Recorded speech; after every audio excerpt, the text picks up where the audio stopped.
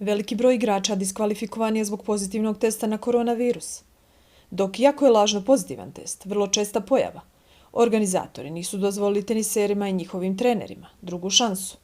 Tako su bez šanse da učestvuju na Roland Garrosu ostali Damir Džumhur i Nikola Milojević.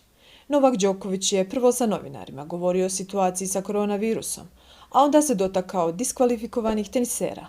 Sa Džumhurom je ispala situacija koja je krajnje nekorektna. Ne samo sa njim, čuo sam i da je Verdasco odstranjen iz žreba. Bio je u Hamburgu negativan, danas je bio pozitivan.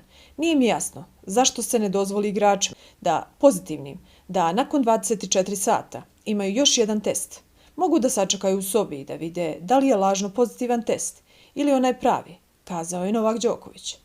Istakao je da su u Cincinnatiju dvojica igrača izbačena sa turnira i da su potom bili negativni, što znači da je veliki broj pozitivnih testova.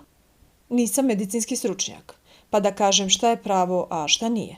Žao mi je za te igrače koji su došli spremni, spremili se i bili negativni, a onda došli bili pozitivni, jer možda ti testovi nisu legitimni i bili su izbačeni, a posle dan dva bili negativni, kazao je Đoković i zaključio. On se vratio sljedeći dan u Srbiju, testirao se i bio negativan. Nije ni organizatorima lako, oni moraju da se brinu za stotine, hiljade testova dnevno, ali opet, to je velika stvar. Ako ima vremena, treba igraču dati šansu, uraditi još jedan test, pa ako bude opet pozitivan, u redu,